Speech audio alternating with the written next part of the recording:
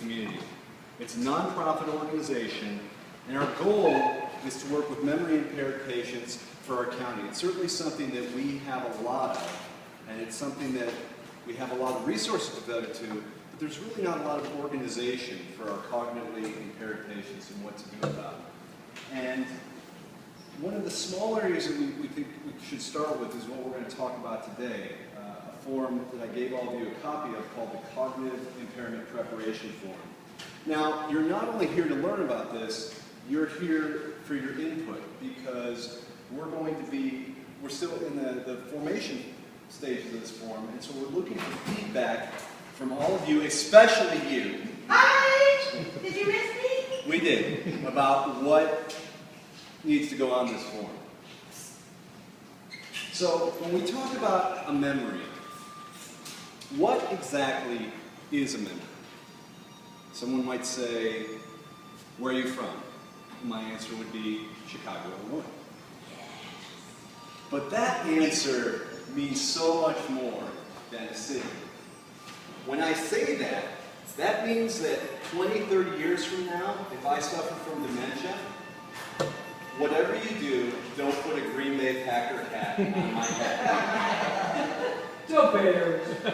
Exactly.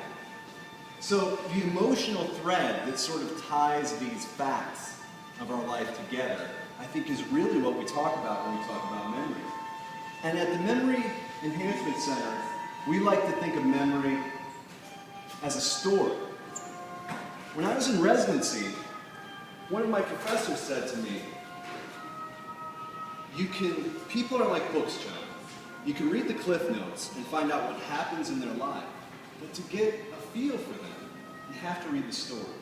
You have to get that emotional thread, what means so much to them and what doesn't. And we all know that people are very different.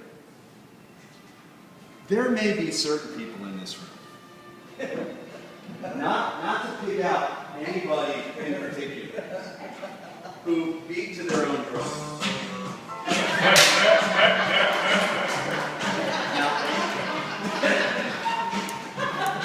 It's important to know that, right? Yeah, very. You know, people are quiet. Wallflowers, they like to stay back. Look, observe the world, not interact quite as forcefully. What drives or inspires people? What mountains do they feel like they need to climb? Most of us are caregivers, right? We like to take care of people. When we know that about our patients, doesn't that help? Because what do? We sort of send them with someone else to take care of them, right? Ironically, that type of information isn't on the charts.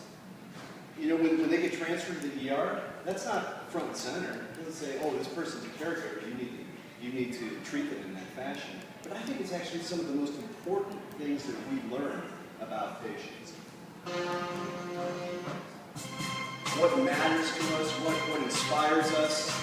These are the things that I really think we learn a lot about people, the residents over time, but we haven't found a good way to keep track of.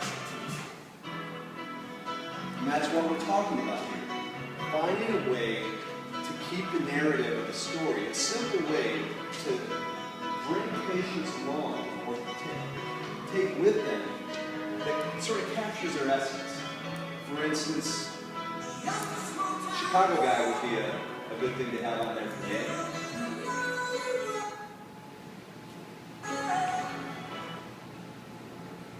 We tend to take our story for granted. It's so important for us. We think that it's always going to be there. I think that I'm always going to be able to say, get the darn Packer hat off of me. But the truth is, it's not that difficult to lose your story or lose your ability to tell it. And when that happens, the people who are trying to take care of you, they have to guess about who you are, what things mean to you, and how much they mean. Ever since I was a kid, I've used a fan to go to sleep at night. I can't sleep in a dead, quiet room. 30 years from now, who's going to be able to tell them that in the emergency room? My family's not there. What's going to happen to me? I'm going to get put in a dark, quiet room, and when I can't sleep, they're going to give me some medication because that valuable piece of information is getting lost. When you can't tell your story, people have to guess it. And they don't always guess right because they're not sure which things matter most in your life. They're doing the best they can, but it's a really frightening thing to have someone taking care of you who does not know who you are and what matters to you. Stories get lost all the time. This place, this building, has dozens of residents whose stories have been half lost and half found. And as we take care of them, don't we learn some of those stories? Don't we have a resident here who can communicate a tremendous amount of the English language with one word? What do you think is going to happen to that guy if he gets moved somewhere? You know, and they don't know that. They don't have to teach them his language. Yeah, they got to learn the whole thing all over again. Nobody is going to read that guy right. You know, who doesn't know. I had a resident over at Cypress Cove who was a military guy, and I mean he would get behavioral problems out of hand at times. But if I went up to him and I said, "Hey, soldier, you need to check your behavior," no matter what he was doing, he'd snap to it like that. That piece of information took me 2 years to learn. Probably saved him 20 IM injections, and that piece of information was nowhere to be found on his chart. When really, that kind of stuff should be right up there in front. You know, this isn't just for the patients we're taking care of. I mean, this is for us later on too, because I think it's kind of a frightening experience. But really, some of the most important things about taking care of someone doesn't follow them, and they're not able to share that information. A lot of the residents that we take care of. These lost stories affect our ability to take care of things. When we don't know this information, or I think the most frustrating thing for me is when it gets lost.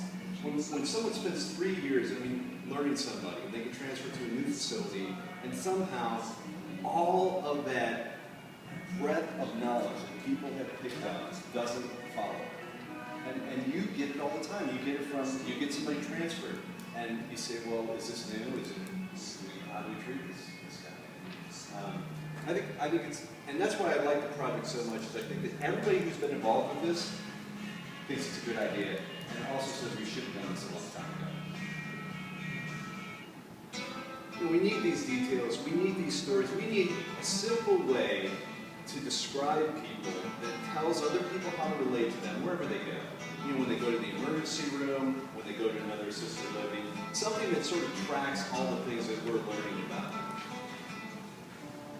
And we need to have that information available when the people are taken care of. When you guys get a transfer, wouldn't it be nice to have that form? Say, how am I supposed to relate to this guy? Oh, dear God, don't give him that thing. You know, all those things that people have already learned.